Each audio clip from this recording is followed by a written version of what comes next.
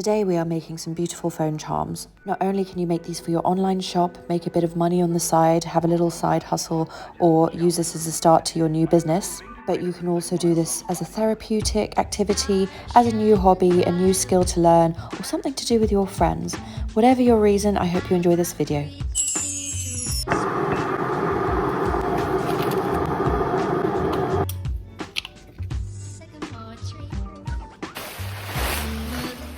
Hi everyone, so I have made a bunch of phone charms for my subscription box company, and I felt like when I full-time ran my subscription box company I never had time to film content.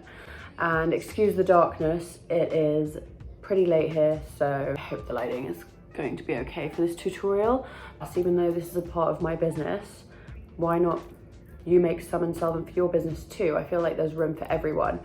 So today I'm going to show you a tutorial on how I made these. So in this empty tea box, I've just put some beads and string, just so it's kind of accessible in there and I can kind of experiment. So I've kind of done the green beads predominantly, so that everyone kind of gets a similar design, but not exactly the same. So you have some greens and pastels, you have some greens and brighter colors, greens and more neutrals, and yeah, so everyone kind of gets a different one. So I bought this string off eBay, and it's kind of like, I don't know what the name is honestly, it's like a jewelry cord or jewelry string, and it's 0.8 millimeters. Or is it 0.08 millimeters? It's basically almost 1 millimeter wide, and it's very strong, and there's no stretch. Make sure you don't have stretch when you're making phone charms, because I bought some off Etsy and the makers have made them with stretch, and then it will just snap. The second you like attach it to your phone and then you want to put it around your wrist, it will just snap. So don't do that. So to start off with, you need to figure out how much string you want. I kind of just do enough so that it fits around the wrist, and then a little bit extra to make space for tying.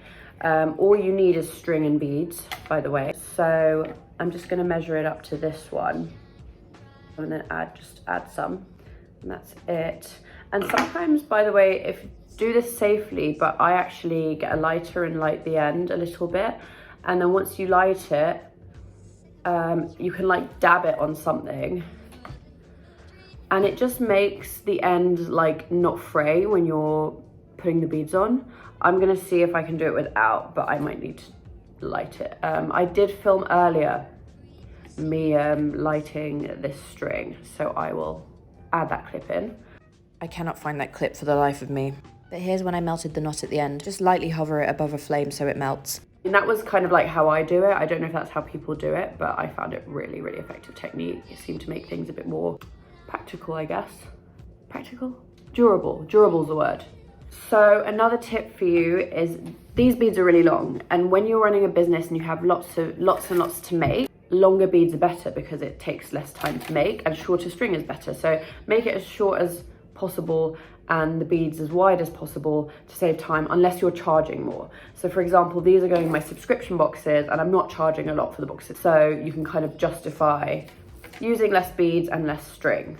It all coincides with like the value of how much you're charging. If you're doing like a bespoke one that has more detail and you're charging much more, then obviously do as you wish. So yeah, I'm adding these green beads, and I think for this one I'm gonna do like add some minty green tiny beads that are on this string here. So I just add that on, and hopefully it won't fray, otherwise I will just light the end. I've managed to get this tangled. I'm just gonna move the string out of the way. And then I've noticed when I do it really fast, I can do it in 5 minutes. Okay, I'm gonna go light the ends and come back because this is not working. Sorry, I just ate some cookie. I was really hungry.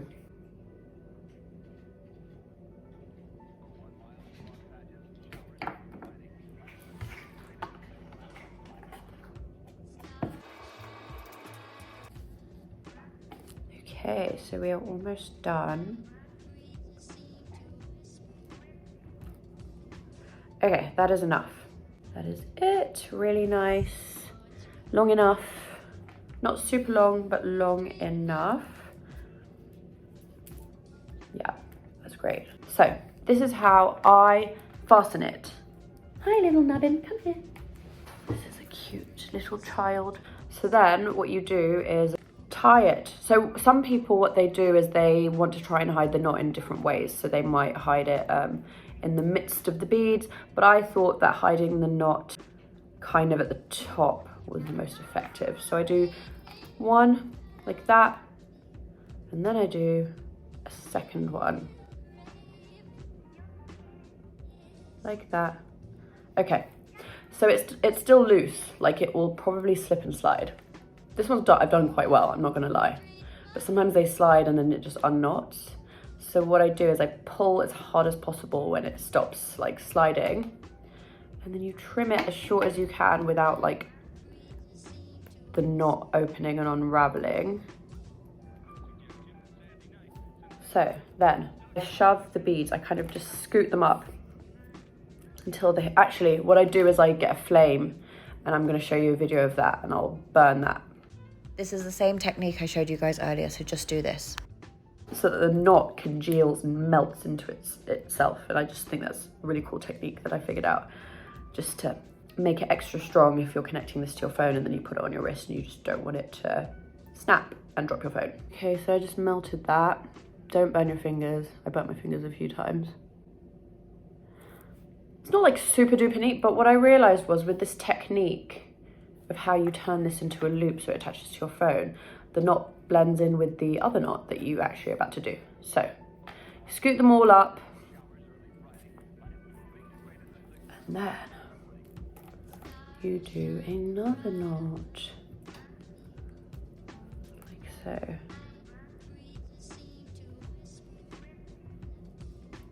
You just tug, like I'm literally using my nails to pull that knot, like really shove it down. And then you can even go like this. This is how strong this cord is. And you are done, baby.